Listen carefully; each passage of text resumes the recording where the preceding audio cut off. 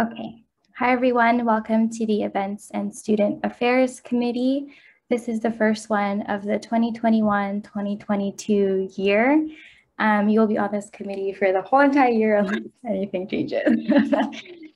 So I'm calling this meeting to order at 2:05 p.m.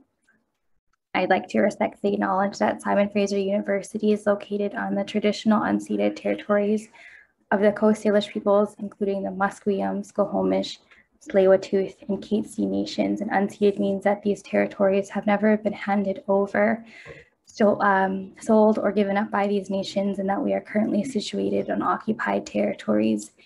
Recently, SFSS Council has supported to donate $6,000 to the Indian Residential Survivor. Let me get the name right. Hold on one second.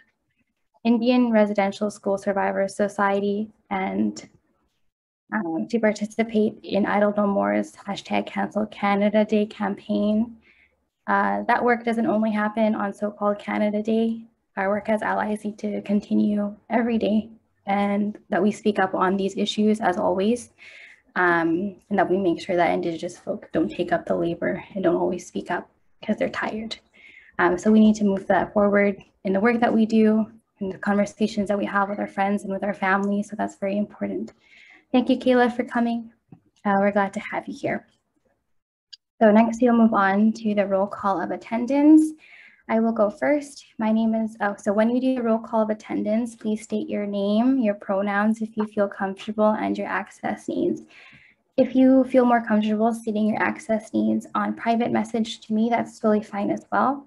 My name is Jess. My position is VP Events and Student Affairs. I will be chair of this committee. My pronouns are she, her, hers. All my access needs are met. However, I am still getting used to chairing meetings. So if I do something wrong with Robert's rules, please bear with me. I'm still learning and I'll get used to this real quick, hopefully.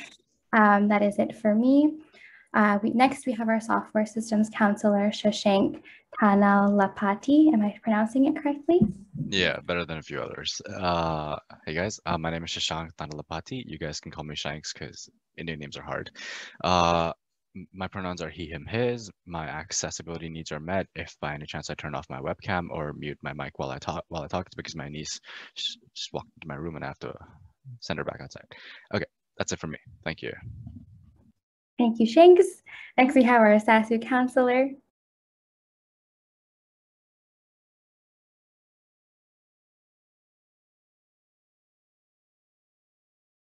Kayla, if you feel more comfortable using chat today, that's totally okay too. Oh, there you are. Yeah. So I'm Kayla, pronoun she, her, hers, and my access needs are my family are a bit noisy here, so I might have to mute my mic unless I have to speak. Thank you, Kayla, for letting us know, and that's totally okay. Next, we have our SAS counselor. Hi, everyone. My name is Akam. My pronouns are she, her, hers. All my access needs are met, but yeah, I also might have people walk in. So if I mute myself or turn my camera off, it's just that. Thank you. Thank you, Akam. Next, we have our behavioral neuroscience counselor. Hi everyone, my name is Arthi, pronouns she, her, and hers, and all my access needs are met, but if I turn on my camera, it's just because I need to take a break from my eyes from staring at the screen. Yeah, totally okay. Also, maybe in the future, we could try just doing a Zoom meeting with no cameras off and just voice, and that could be good for some meetings, and we could see how that goes. Our Student Athlete Advisory Committee, Paul Ursu, does not look like they are here. Next, we'll move on to our society staff, Joseph. Hello, everyone. My name is Joseph, pronouns he, him, and all my access needs are met. Thank you, Joseph. Next, we'll move on to item 4.1, the consent agenda. Be it resolved to adopt the consent agenda as presented by unanimous consent. Are there any objections to any of the motions in the consent agenda? Are there any objections? Please use the raise hand button on Zoom if there are. Okay. All those in favor of this motion seeking unanimous consent? Motion carried as presented. Thank you. Next, we move on to 4.1.1, adoption of the agenda. Be it resolved to adopt the agenda as presented. Can I have a mover? Arthi moves. Can I have a seconder? Akam. Thank you, Arthi and Ekam. Next, we will move on to the presentations, 5.1 from Events and Student Affairs. Jessella Cruz called Events and Student Affairs Committee Introduction, so I will share my screen.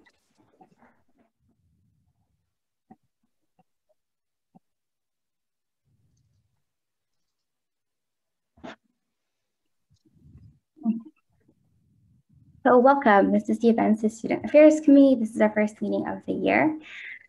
So what do? We work with clubs and departmental student unions. We approve grants and club funding. We help plan events that are remote and in person. We also, this is not on here, I literally just made this like a few minutes ago, but we do collaborate with a lot of clubs and student unions and external groups as well, if they're interested in having events. Sometimes we work with MEX, the services on SFU. We work with student engagement and retention multiple times to see what they're doing for Welcome Day or Clubs Days, all of that stuff as events and student affairs. One thing that I want to note and have you folks thinking about is that this is different from the VP Student Life position that was last year before we made any changes to the way that we work with executive, non-executives in our council. VP Student Life was really focused on planning these events as well as other things under her portfolio. However, now that the role is VP Events and Student Affairs, not only do we do events, we have to kind of brainstorm on what the student affairs part is. So that's what we can work on together. That's also helping me create my own portfolio, but also what you want to do as non-executive counselors in the Events and Student Affairs Committee and how you can serve our SFSS membership and what they need. So who do we work with? We work with our SFSS staff. Dipti was supposed to be here today, but she sent in her regrets. So hopefully you folks get to meet Dipti soon. She is the SFSS members coordinators for events. She has her own budget. She plans her own events and we assist in that. Sometimes we take some money out of her budget, but she's been really helpful in helping me in the past few months as I transition into this role with what we're working on. You'll be working with me, you'll be working with each other as non-executive counselors, and we will be working with at-large members as well. These are student volunteers who apply to be on this committee, and I will give an update on what the status is and what is happening with that. So what was done last year? So much. A big shout out to VP Student Life Jennifer Chu and last year's events committee.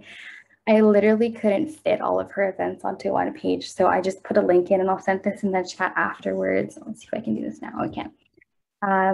Some things that they did was have a TikTok. I have access to this TikTok. So, and if any of you are really good at making TikToks, we can go make some. I used to do some for my other job and they were really fun, but they're hard. It needs like a lot of planning beforehand. If any of you are content influencers, that's something that you could do. Other things that they did was the financial literacy workshops, a collaboration with SFU Peak Frequency, Pad Thai food workshop, trivia night. They helped create funding guidelines through a working group, Greek life organizations, trivia nights, time management workshops, collaboration with Tech Bites. They had a dance week, a bullet journaling workshop, and so much more. Her report was over 200 pages long that I looked through before I went into this role. Jennifer is my role model and she has done so much incredible work. I look up to her so much and I still continue to fill in really, really big shoes. She has done things for this community that has really helped the student life and engage during the COVID-19 pandemic.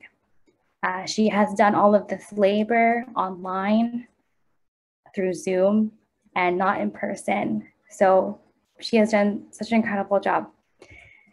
What I've been working on recently in terms of an event-specific focused lens, I did a collaboration with SFU Recreation on their Instagram.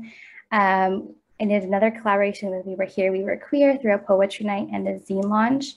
The Understanding Land Acknowledgements event has been postponed.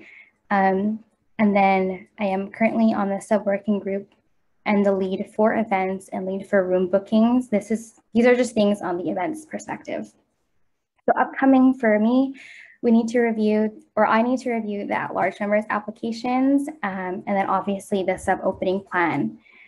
For action items for the meeting, which I'll get to afterwards again, is to brainstorm events that you personally would like to do, both remote and in person. So yes, you can consider thinking about what you want to do in person. I will say this now, we are not doing a fall kickoff. That is not happening this year. Maybe the next person can do it after me, but let's just focus on getting adjusted back in person. Go over what last year's committee did. I will send the links probably through email or through Discord. They did so much. If you want to replicate any of those events or kind of twist any way that you want to, for sure we can do that. So just come prepared for our next meeting with event ideas, and then read over PHO guidelines to see how we plan events for in-person. Ekam wonderfully read through all of them and compiled this document. So again, I will send that over in an email. That is what we have for the presentation. And every time that I stop sharing my screen, I always panic a bit because I think I ended the Zoom call. In the event that happens, just please rejoin again, and then I will start the Zoom again. Okay. Next we have, let me check the agenda with my 12 million tabs open. We have item number 6.1 under updates at-large committee applications. So shout outs to us because we got the most at-large applications, over 15, which is over double what we need. We actually only need 2, 4, 6, 7 student at-larges. We got over 15.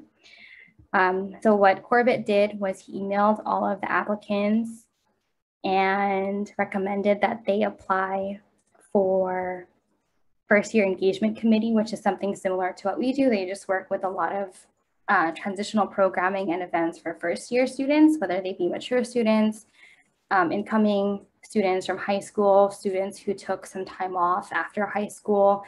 Did I say transfer students? Transfer students from other post-secondary institutions. That's kind of what they do. So they applied to be that. Currently, I'm looking over the applicants, and what I do, because this has been so competitive, is I might send some of the applicants to the nomination committee, who will then give me a list of folks that they think would be best suited for this committee, and then we will vote them in for this committee as well. In terms of our meeting time, it's currently set to be on Mondays from 2 to 4 p.m. I will likely have them only for 1 hour, maybe 1.5, and maybe 2 if that's pushing it. I'm going to go through things very quickly. They will happen bi-weekly, but once we do have these at-large community applications, this meeting time and day might change just because we have to accommodate for 7 other people. The meeting times will also change per semester. Who knows if we'll be doing them on Zoom moving forward come fall. So we'll look into that as well. Are there any discussion on this at-large committee applications or even the presentation itself? Because I think I skipped some of it.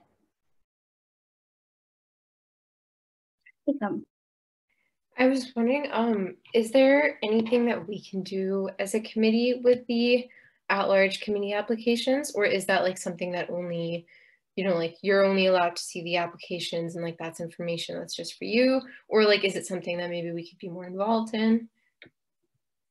From my understanding, it's only the chair that reviews and puts up the names for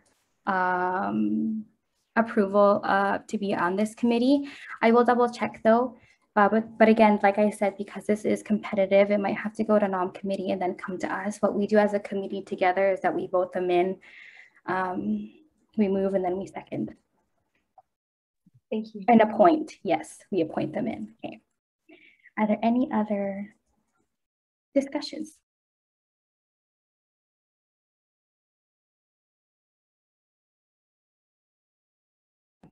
Okay, thank you. Now we move on to new business, item 7.1, appointment of a vice chair. I will read the motion out loud. Whereas, as per Council Policies SO-1, standing and ad hoc committees, subcommittees, and working groups, SO-1.5a, the duties of the vice chair include convening meetings in the absence or at the discretion of the chair, and SO-1.5b, any other duties as may be assigned by the chair. The motion reads as be it resolved to appoint X as vice chair of the Events and Student Affairs Committee. Now I will call on for nominations. If you would like to nominate yourself for the position, please put your name in the chat.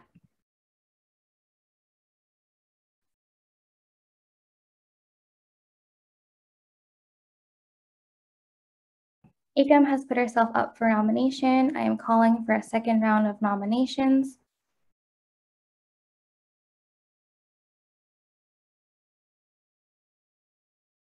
I will now be calling on for a third round of nominations.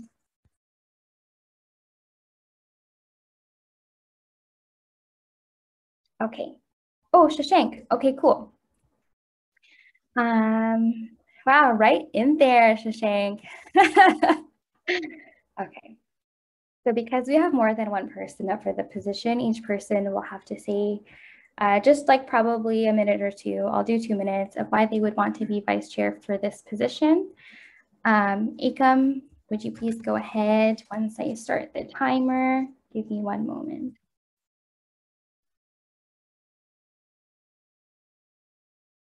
Okay, you may go. It's always so weird putting, I think, yourself out on the spot like this and having to speak about it. But I would like to nominate myself for vice chair. I think that being AVP and being a counselor at the same time has put me in a really, really good position to be vice chair. I think that part of it has been that as AVP, I've been attending meetings with Jess that I normally wouldn't have the opportunity to do so as a counselor. And I think part of that includes stuff like being in the sub working group, being in the sub events working group, and the room bookings working group.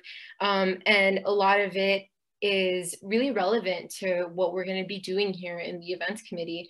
And I think just an example of that is for the sub events working group, I got the opportunity to go through the PA show guidelines.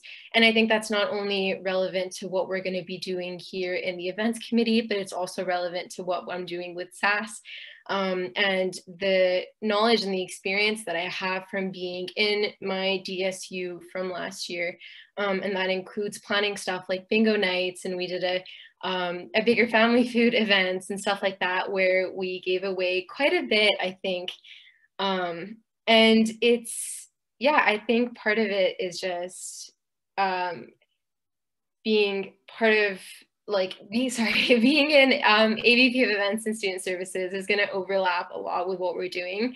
And I think being AVP is going to prepare me a lot for being vice chair of events and student affairs committee. I think that's about it. So thank you guys for listening. Thank you, Akam. And Shashank, whenever you're ready. All right, hey, thanks. I'd like to nominate myself for the position of vice chair, probably because I never actually even applied, wanted to be a council rep in the first place. I want to be the head of events and management in my software system student society. But then I heard from them that, hey, you can become a council rep, and then there's also an events committee, which is basically doing the exact same events for software systems, but globalizing it for the entire SFU. The reason I wanted to become an events exec in the first place was because I had a lot of ideas in mind. I have a lot of things specifically towards first years, but I feel like if there's a little bit of brainstorming going into it, we can make it for all the SFU students. Putting that out there, on a personal level, I feel like I'm super inexperienced when compared to my competitor. This is my first year as an executive. I literally just became an exec a couple months ago, but I have been an executive of the Dota 2 club for the past 1 year, and I'm the president right now. I have successfully held events with universities all across Canada and Europe joining in, and I also planned a merger with the SFU Dota team and the SFU Esports Club, which apparently had some sort of bad blood in the beginning, but now it's fine. Thank God. And apart from that, I feel like in terms of note-taking responsibility, ACOM destroys me. I'm like one of the worst people you can count on for stuff like that. But in terms of ideas, how welcoming I might be towards new ideas, how my thought process works, I feel like we have the same foot forward. And yeah, thank you. Thank you, Akam and Shashank. So I will open up discussion. I'm going to put myself on the speakers list. Thank you, Akam and Shashank, for both nominating yourselves. I know that that's like really a vulnerable thing to do, and also really awkward and scary. However, because Akam is also my AVP and we have been working together for a few months now, I will be voting for Akam, and I will explain how the process works afterwards. Akam has been helping me with various projects that have been ongoing as well, a lot of administrative jobs that are not only part of events, but like she said, she has been helping with the events room bookings and sub-working groups, which has been very helpful and beneficial to me, so she has already know the process. Shashank, I know I would love to get to know you more and the work that you have been doing with Dota and as a non-executive counselor and an executive with your student union. I would love to hear your ideas and I want you to bring them up. So that is my discussion item. Next on the speakers list, we have Arthi. Yeah, good job, both of you guys, for putting yourself out there, because I know it's pretty nerve-wracking. But I think both of you mentioned that you guys have like a lot of fresh ideas that you want to bring to our committee. So I was just wondering if both of you can just choose one event that you would like us to perhaps like consider, and like how you'd make it really inclusive for all students at SFU. Just a quick like 30-second rundown.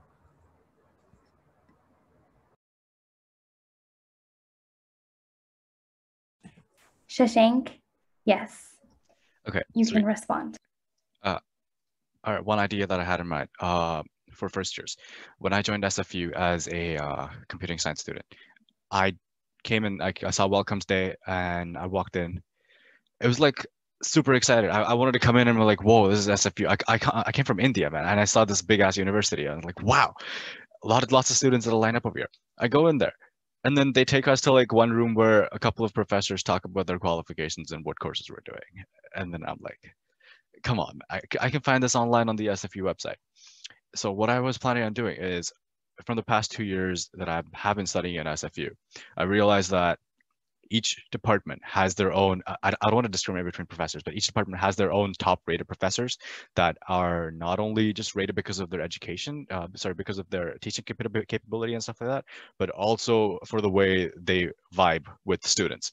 They're super chill with us. They're like super fun to hang out with. Heck, we could even grab a beer with one of them and it wouldn't be a boring conversation. That's the kind of professors that each department has. And I know for a fact that every single department has at least 2 of them. If we can get those people and put them with the first year students, imagine the different kind of experience that we're going to be throwing the first years into SFU as they come in. They're going to be expecting to take courses with these professors. They're going to be like, wow, it's actually this professor. I'm going to like line up. I'm going to like sit at my schedule for, page at 10 a.m. sharp or whenever my enrollment is and try to get my class with this specific professor. And in case it doesn't, they also have exposure to other professors who are also teaching the courses. So it's like a win-win. We're not like telling them like you should only take courses with these 2 or 3 professors. We're also telling them like these are not the only professors that are out there. And I feel like this, and I feel like this is a perfect engagement. And especially because things are remote now and few people don't want to come out safe. Among Us has like blown up. I know a lot of professors love to play Among Us with students. They like to play Jackbox and stuff like that. And now that things are also going back into person, we can even have like tiny events for computing science students. We can have codeathons for environmental science students. We can have that's one. Thank you, Shashank. Sorry. No, that's totally okay. I'm pretty chill with these meetings, so no worries. Love the ideas. I know the English Student Union used to have, when we were in person, they used to rent out Club Ilio when that was still on campus.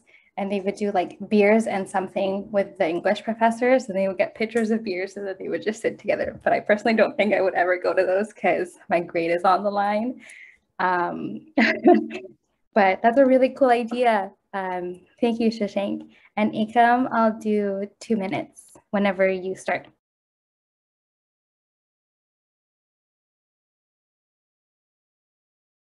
Sorry, I'm also going to time myself because I know I'll go over. I know I won't have any idea about what I'm saying. But if I'm completely honest, I haven't thought as far ahead on the specific events as Shashank has.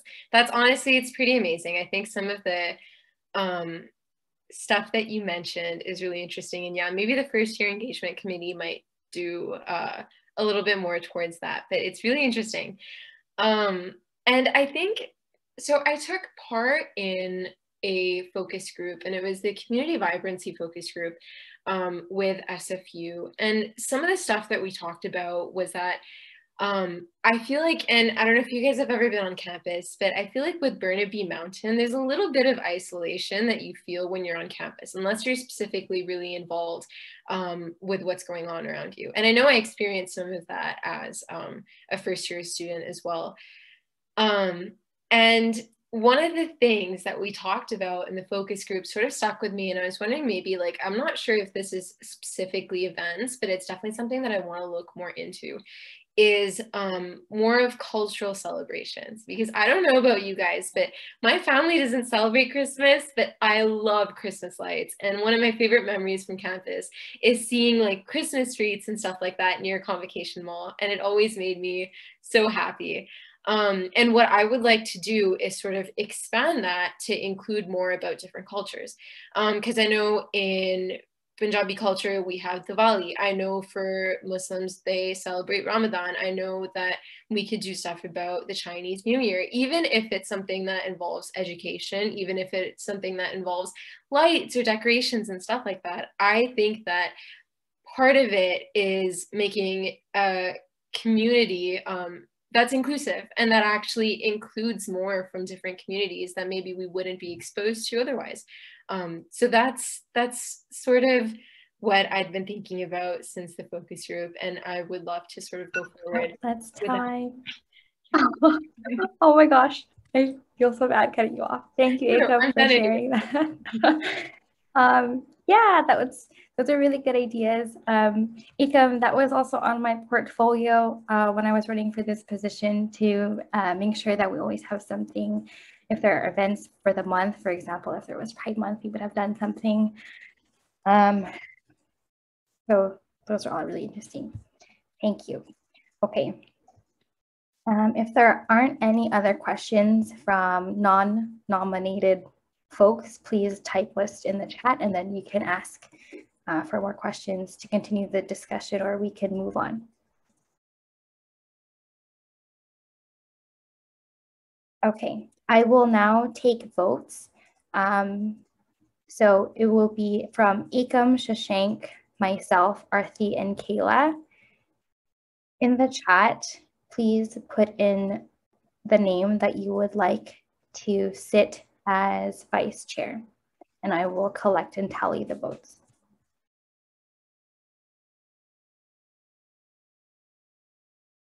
Please also make sure to put it as everyone and no private DM so we can all see.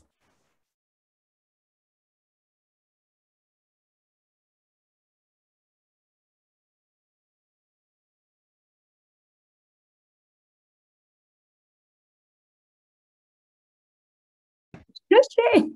Why did you do that? Okay.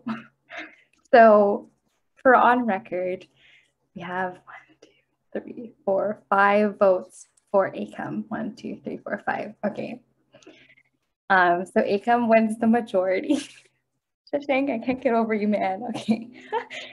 I will move to amend the motion to strike X and replace it with Akam Sidhu. Can I have a seconder? Arthi? Arthi seconds. Are there any discussions to this amendment? If not, we will move to a vote. If you have any discussion, please type in list.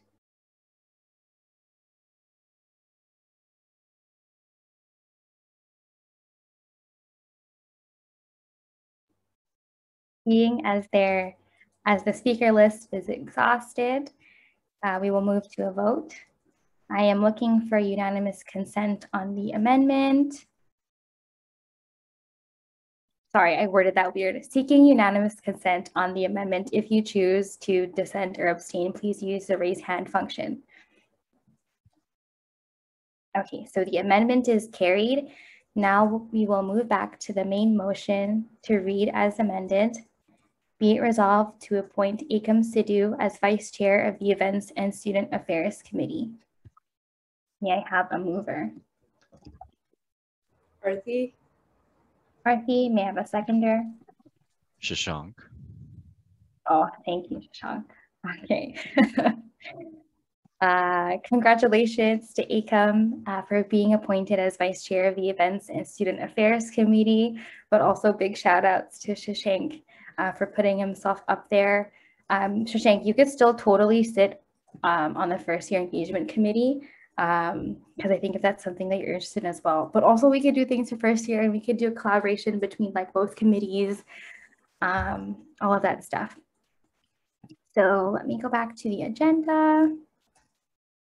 Okay, so the motion is carried as amended. Thank you, everyone. We'll move on to discussion item 8.1, the SFSS staff introduction. Dibji is not here, but we do have Joseph. Joseph, yes, I'm asking you to speak on this meeting. If you could just state like your position at SFSS, what you'd be doing at these meetings, how you can support us, and if you sat on the events committee last year, something that you liked that they did, and what you would like to see this year. Oh, yeah, sure. My name is Joseph. I'm the admin assistant for SFSS. I've been working with SFSS since around the beginning of this year, so January. So it's been around 6 months. I'm also an SFU alumni. I majored in biochemistry, so I always wanted to kind of get involved in these type of things, but I never really had the chance when I was in school. So working as an admin assistant, it kind of helps fulfill that desire. So I'm really happy to be working here and can support you guys with any questions like Robert's rules, order, or like I've been taking minutes for a while, and I've been attending most committee meetings. So go ahead and ask me any questions if you guys have any. I'm always available. So yeah, I guess that's about it. Thank you, Joseph. I will be bugging you for the rest of my term just to make sure everything's done right. Yeah, no problem. So that is Joseph. Thank you. Okay. Any questions for Joseph? Like an interview, just kidding. Put yourself on the speakers list. If not, we can move on. Cool. Okay, we'll move on to discussion item 8.2, community guidelines. So this is something that I will put in the chat.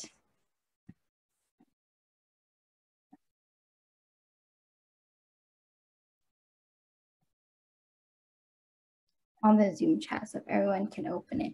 So I wanted to create community guidelines that we do together just to make sure that we know each other's expectations, that we agree on how to communicate with one another, that we know that the space that we create is safe. But what does that look like? What does inclusivity look like to you? What does putting accessibility at the forefront look like to you? How are we going to do that as an events committee and how we work together and in the events that we host? So we'll spend around 4 minutes brainstorming, talking about this, and then we will come back and look at the draft. And then the next steps afterward is I will clean this document up and present it at the next ESAC meeting. And then we'll, I guess, pass a motion to approve these community guidelines for ESAC for the 2021-2022 term. So 4 minutes starts now. Arthi and Kayla, are you on the document if you can access it? If not, you can just type in the chat what you feel is best for this committee and then I can copy and paste it over.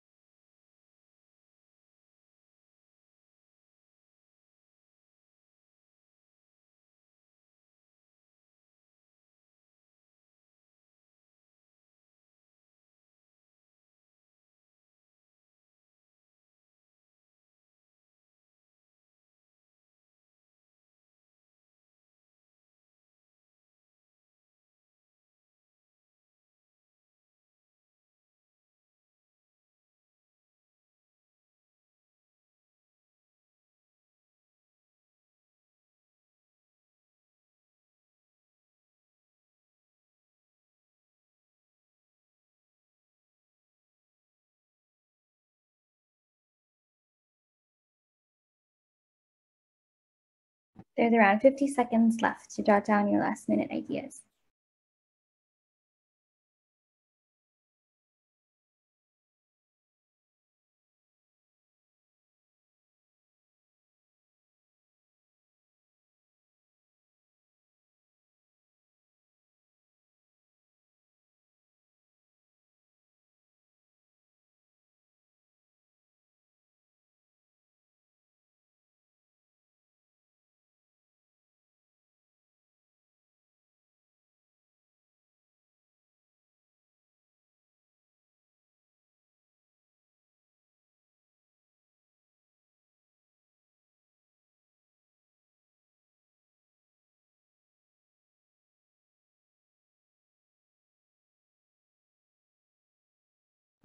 Time is up.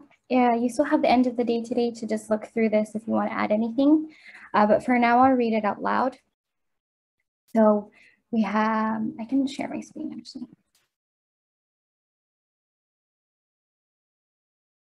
Having empathy for each other throughout the year, understanding we were all busy students, being inclusive and respecting each other's ideas and opinions, how we speak with one another by using Zoom etiquette like lists, direct response, or showing support by using the plus signs, speaking to each other with respect, especially if we ever face any contentious issues, being thoughtful when we speak to one another and trying our best to understand each other's points of view, making sure that we have accessibility in our meetings and events, which can look like not pressuring anyone to turn on their camera or publicly state their access needs, pronouns to be stated, and the above is just in our policies that we have, but also just a good reminder in our community guidelines. For captions, just always making sure that these are turned on, and just please remind me if I forget to turn them on, then I will put them on. If you can't make a meeting, let me know and then send in your regrets to make sure that it's official and that we allow these regrets to happen. And it's also that it's in the meeting minutes as well, and making sure that we have quorum. We call in with each other, so this helps with the ability to continue to learn after mistakes. This is different from calling out because sometimes I don't think calling out is productive.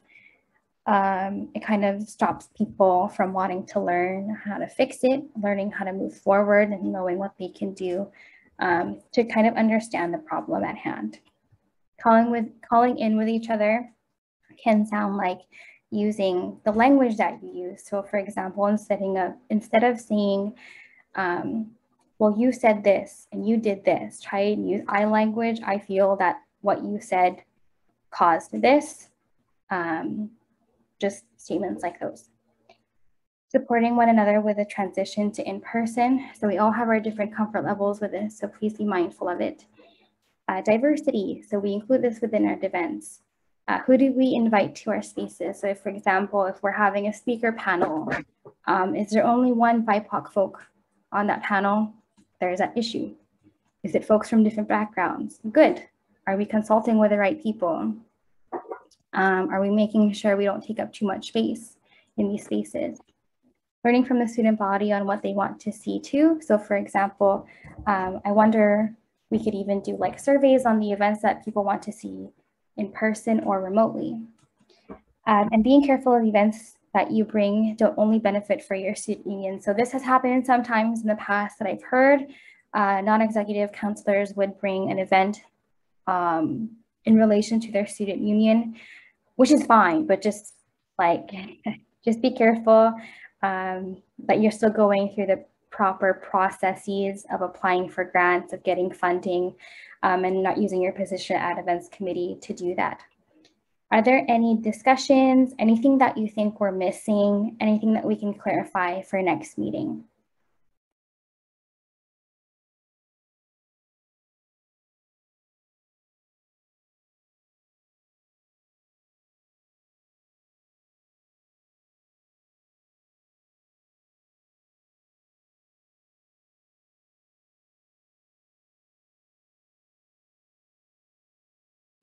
Seeing as there is no discussion, I will move on to the next discussion item. But before I do that, I will clarify again that I will continue to clean up this document and then share it at the next ESAC meeting and then we'll look through it and then we'll approve it for this year. Next will be item 8.3, event ideas brainstorm. Okay, so this is going to be a lot of stuff. I'm actually going to put up my, where's my campaign? I'm gonna pull up my portfolio or my platform for the campaign that I ran on because it did have some event ideas that were on there. Let me just put that up in a second.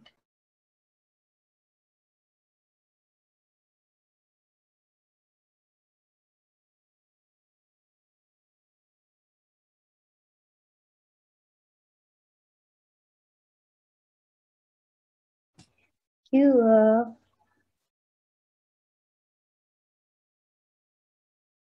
But I will share this screen. For the event ideas that I had, I want to do everything through an equitable framework. So bringing in experienced speakers to host workshops that teach and provide guidance to help student unions and clubs host equitable, accessible, and inclusive events. That's why I'm really excited for the Understanding Land Acknowledgements event that's coming up. But due to the recent findings of, I'm just gonna put a trigger warning, the residential schools that has happened recently to the Indigenous community members, we saw fit that it was more appropriate to give some space and some time to go through their grief, to seek support, especially when we're working with elders as well. So that is postponed. And if you have any events that you would like to do that would help students understand how to, anything like understanding pronouns, I think that's important. Anything that you want to do that folks could learn from, we can bring in a speaker who has experience on talking about these issues moving forward. For the student union building, we'll create a grand opening plan for the sub. So I'm already doing that with a sub working group and then ensuring a smooth transition for constituency groups. But for events, I want to bring back student appreciation nights to celebrate student volunteers with awards. So to further explain this idea is that to me, I feel like scholarships and bursaries have really high barriers for students. They require you to be a full-time student. They require you to have a certain GPA. They require you to also state the trauma that you've been through in a write-up. That happens a lot when applying for scholarships, but having people reinstate like what they've been through is re-traumatizing them, and it's not accessible for everyone to apply for the scholarships and for the bursaries. Not everyone can be a full-time student in the semester. Not everyone can pay for their tuition. But yet these same folks still volunteer for free because they're passionate about something. And we see that so much with our DSU executives. As counselors, you are paid, but the folks that you work with are unpaid. Not to say that your work is not validated. I am glad that you're here and I'm glad that you're getting paid for the labor that you do because you do deserve it. However, some folks in volunteer positions don't get that same opportunity. I still want to credit them. I want something to award them. I want to have them have something put on the resume to be proud of something that they did in the past year, especially during the COVID-19 pandemic, that they're still planning events through Zoom and that they're still trying to hustle. So that's what hopefully we want. I would like to do with the Events and Student Affairs Committee come springtime or come the end of the year, end of the semester before I leave. Host welcome events to connect new students. Shashank. With community services, student groups, and support. Shashank, I'm going to be looking at you for this one now with your ideas, if you have any, especially for, because you brought back Welcome Day. While we don't necessarily take part in Welcome Day itself, what could we do that helps that? And we could even collaborate with First Year Engagement Committee, or if we have some connections, so we can all work together on that. Team up with SFU alumni and local businesses to host student-centric workshops that could focus on personal growth, financial tips, or even tech startups. I think we should just use our resources. Tech startups, Shashank, you probably know a bunch of people, so we could even do that. Some people just do these on the side if they're interested in making apps or something, or programming or anything like that. But if they could connect with someone in the community and learn how they got there, especially if they're from a marginalized position. I think it's important just to give some inspiration and like credit, like, yes, you can do this. What else are we doing? So I know, Akam, you were talking earlier about having diverse events. So I wanted to continue to raise awareness and had conversations around Black History Month, Pride Month, International Women's Day, Orange Shirt Day, and so much more. Like every day has something, has some event allocated to it. Every month has something. So we got to prep for these and be prepared to have an event or host a workshop or a talk or a speaker panel with people from lived experiences who are able to do this as well. I will help continue the Students Deserve Space campaign that was from ongoing last year, and all of that stuff. As for funding and on the event side, again, I'll collaborate with VP Finance and Services to develop community boards for Student Union Club and club volunteers. So that could be in relation to even the Student Appreciation Night. So those are all the logistics that we need to figure out. What else? So for events, for now, we're gonna start planning remote events because we're not opening up the sub yet. We'll return in the fall. The estimated date for the sub to be opened is August 23rd, which I do want to talk to you about as well because, hold on, okay, before I move forward, are there any questions about that platform or comments, literally anything?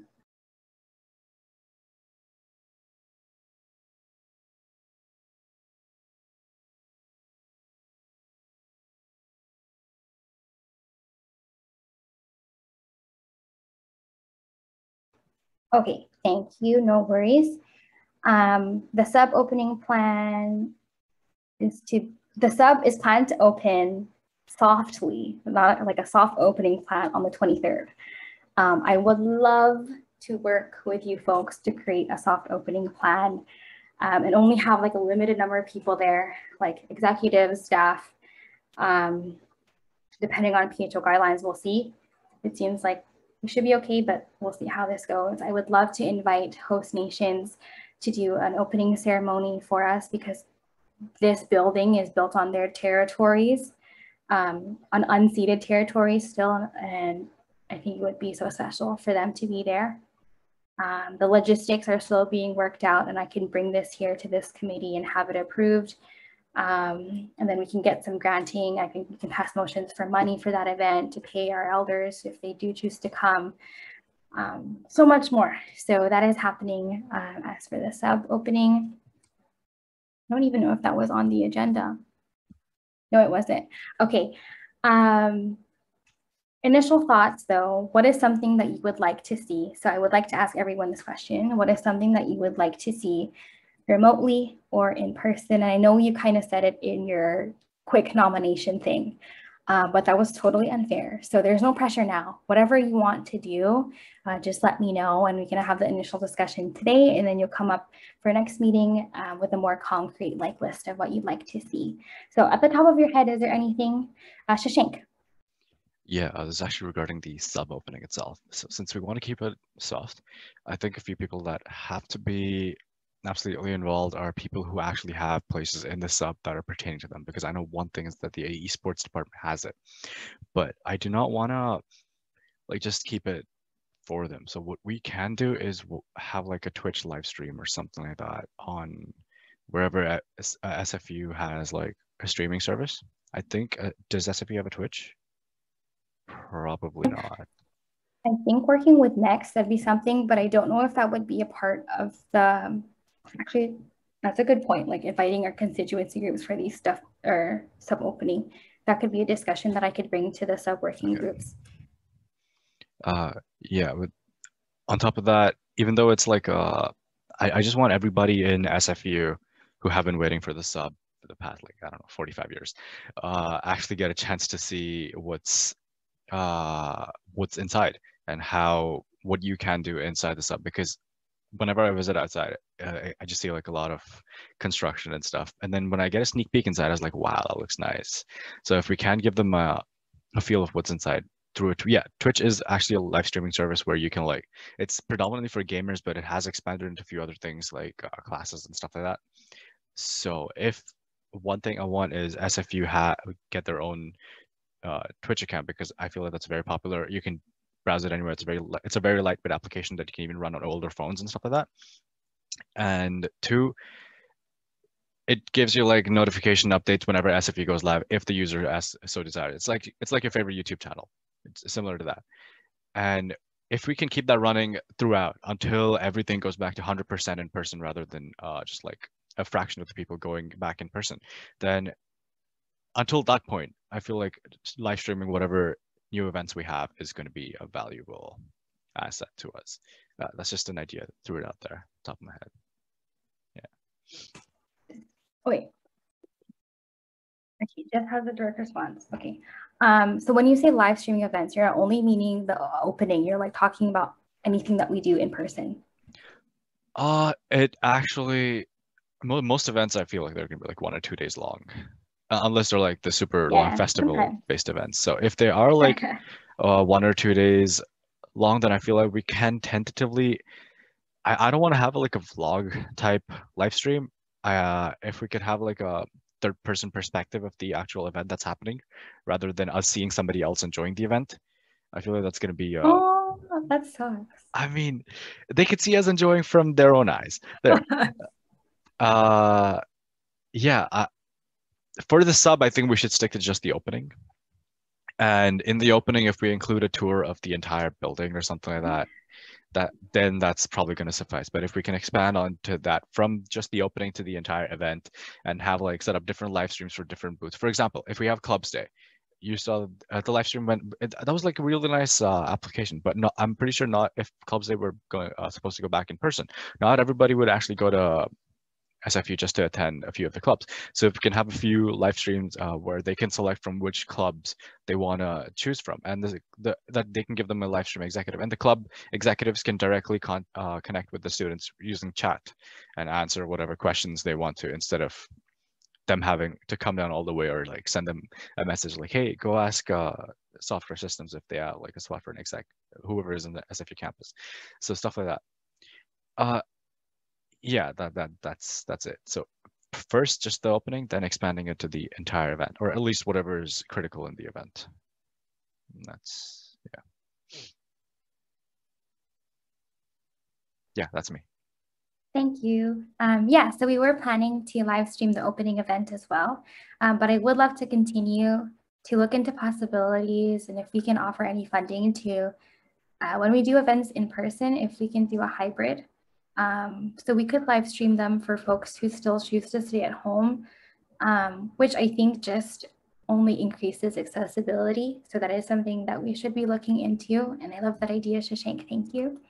The other idea that you mentioned was about giving a tour of the inside of the sub building. So inside the sub working group, we do have a sub working group called communications, where I did bring that idea up. It's just a matter of who we would be using to film this video and how like aesthetically pleasing we want it to be, who should be giving the tour. And you were right, I think you said something about like how students are literally funded, like students funded this building and we have to give credit to them. So an ongoing project that me and Marie are working on that we have to continue from the work from Jennifer and Wei Chin, who were executives and the science rep from last year's board, is called the Sub Activism Project, where inside the sub they actually have, which we have to put up, pictures with captions of the activism that SFU did years prior in our history. So even if you're talking about Freedom Square, if you're talking about tuition freeze now, all of that stuff. So that's something that's going on. I think those are the things you mentioned. Shashank. Yes, in response to the how aesthetic you'd like to want the video tour to be, I've seen a few applications where we just go inside a room, take a 3D photograph of the entire room, and just pop that into a single application that renders an entire room for you. So it renders an entire building for you. So if we can do that for each specific room, and we can have pop-ups that point out from like, if there's like a computer there or like a 3D printer there, we'll be like, yo, these are 3D printers, they do da da da da da. And then this is like the esports gaming room, this does da da da da. Yeah, virtual tour. Yeah, it's like a real estate. I see that a lot because I'm like trying to buy a house now. So I see that a lot in like when I go for like houses, and I feel like that's a really nice idea. Instead of then we don't have to worry about the video or who will film it. It's just one person who goes in there, takes a 3D photograph, puts them all together in a building, and we just ship it on a web application. And everybody has 24/7 access to whatever they want. Yeah, that's it.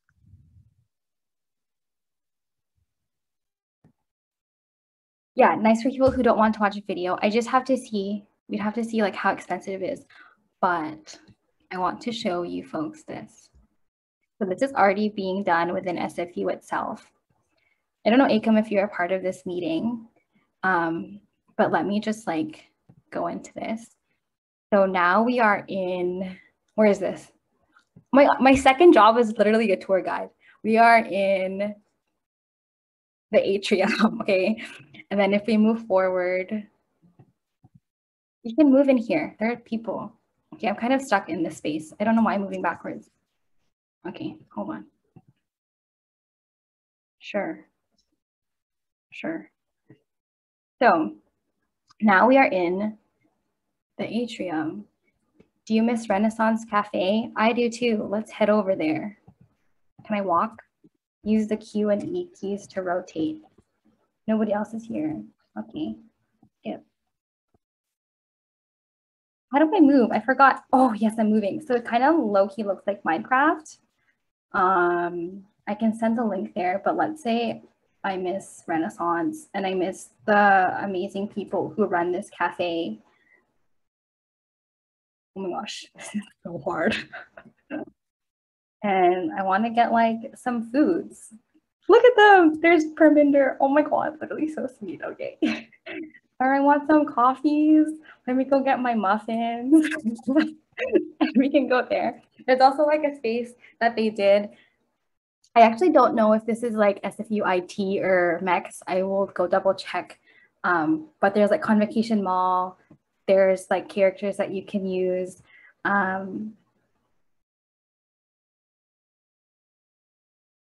So if we could have that for the sub, once everything is, I'm lagging now. Give me 1 second. Okay. Jeez. If there's something that we could, yeah, it is accurate. Literally, it's so cool. And the way that they did Convocation Mall was so impressive. They got the ceilings, they got the ceiling of it, they got the floor down. They have interactive fire pits so where you can like roast marshmallows. It's really cool. Actually, I'll give you the link right now. There's a couple of them here. So we can get in touch with these people and see if we can do that with the sub. Arthi, yeah, you're in first year or going into your second. That's crazy. It is accurate. We can look into that for the sub once it's completed. It's still just doing its final renovations and there's still a lot to be done. It's going to be ongoing of what needs to be finished. So we could start the initial process and let's say like the next events committee could do something like that. But yeah, as for events, whatever you want to, whatever you think of, just shoot me a text or email and we can talk about the logistics and we could bring it to events committees just for action items that I ask for next meeting. Read over what happened over last year's committee and what, Akam, go ahead before I wrap up. Sorry, I just wanted to add that I really like the idea of the student volunteer appreciation nights. Because I know like even like with the SAS team, and I'm sure all you guys probably also feel the same way, where I felt a little bit like guilty that I would be getting paid as a counselor, but I know that, you know, like our president and a lot of our members had done such a good job last year and they put so much time and effort into SAS. So even if it's something little and it's just to appreciate the work that they do, I feel like that would be really, really nice. And I just wanted to voice my support for that. Thanks, Akam. I know, especially just people are still doing their jobs as volunteers for free during a pandemic while they're taking remote classes. And that deserves to be accredited for, and they've done such a good job. And I'm really glad that people are still finding their passions with their clubs and student unions to continue this work through event hosting. So thanks. Is there any other discussion on item 8.3, event ideas brainstorm, which will probably continue for next meeting as well?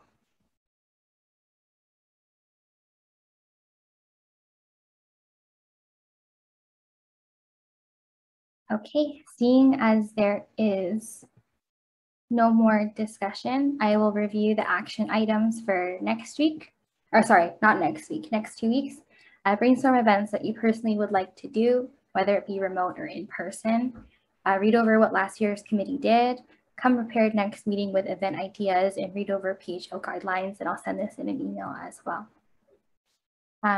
Moving on to item 9.1, motion to adjourn. Be it resolved to adjourn the meeting at 3:09 p.m. May I have a mover? Shanks. Shanks moves. May I have a seconder? Akam. Thank you both. The motion is carried. That is it for today. I will stop the recording. Thank you everyone for coming.